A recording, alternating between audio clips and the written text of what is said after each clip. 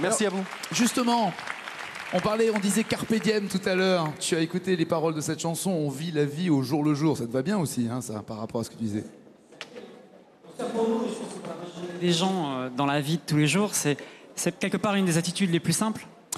Alors Alexandre, Nicolas, Slim, on va continuer à parler défis et aventures. Et quand on dit défis et aventures, il y en a un qui devait, il est obligé. Il n'y avait pas d'autre solution, qui devait être là ce soir. C'est Nicolas Vanier, que l'on peut applaudir. Merci Nicolas d'être là ce soir avec nous. Aventurier du Grand Nord, vous parcourez depuis 25 ans, Nicolas, avec vos chiens de traîneau, la Sibérie, le Grand Nord, la Laponie, tout ça, ça n'a plus aucun secret pour vous. Et vous aussi, vous vivez au jour le jour, chaque chose comme étant un défi, un dépassement de soi.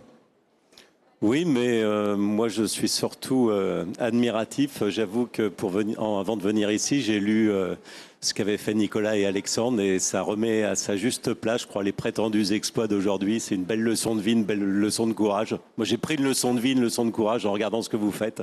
Je suis très admiratif et je tenais à leur dire, quoi, vraiment. Vous comprenez que l'aventure puisse être justement une manière de combattre la maladie ?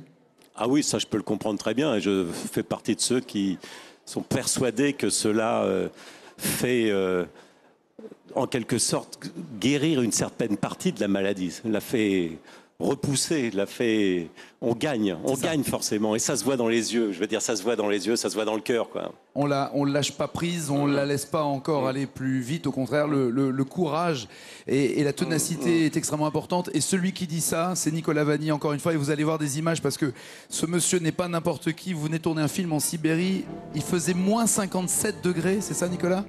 On a été tourner des images par des températures très très froides, de l'ordre de moins 55, moins 56. Là on est en Sibérie ?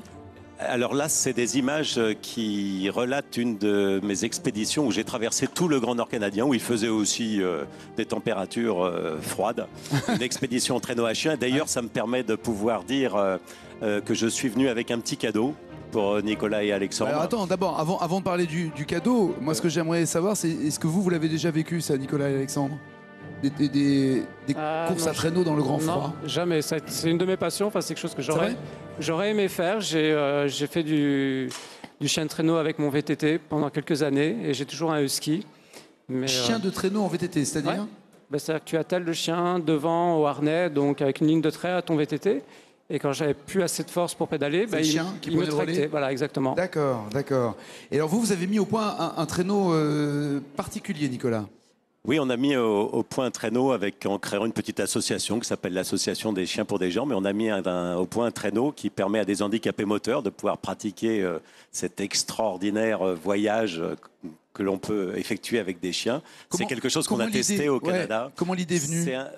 L'idée, elle est venue bizarrement lorsque justement je traversais tout le Grand Nord canadien et j'ai été accompagné à la sortie d'un petit village indien par quelqu'un qui était dans un véhicule et puis qui m'a montré le chemin par lequel il fallait que je parte. Et puis il m'a dit, bon, je descends pas du véhicule parce que dans un accident d'avion, j'ai perdu mes deux jambes. Donc, mais tu verras, il paraît que c'est extraordinaire. Et puis ce mot, il paraît que c'est extraordinaire, lorsque je suis reparti en traîneau, c'est resté en moi. Ouais, sous-entendu, moi, et je me suis dit, mais forcément, il y a un moyen d'adapter un traîneau avec un mécanisme qui permettrait d'envoyer cette personne qui s'appelait Édouard dans le traîneau. Et au retour, j'en ai parlé à un certain nombre de personnes. On s'est mis au travail et on a mis au point un traîneau qui nous a permis notamment d'emmener 10 jeunes qui avaient plus du tout l'usage de leurs jambes à moins 35 au Canada pendant une semaine.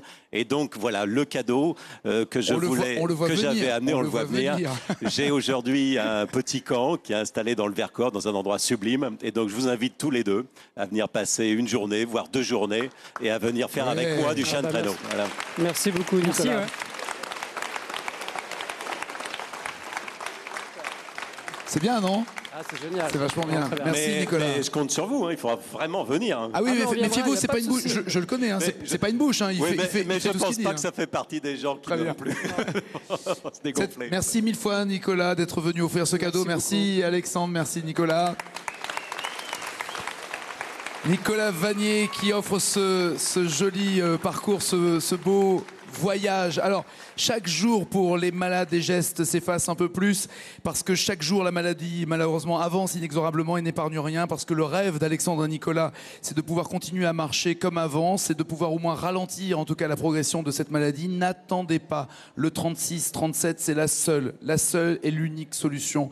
Ces familles, ces enfants, ces malades, les chercheurs, tous ceux qui croient en la solidarité qui existe et qui est visible sur les terrains en France et partout, ne peuvent pas être déçus par les résultats de ce Téléthon. Un Téléthon qui vous attend au 36-37. Voyons où en est ce compteur, s'il vous plaît. Richard, il en est à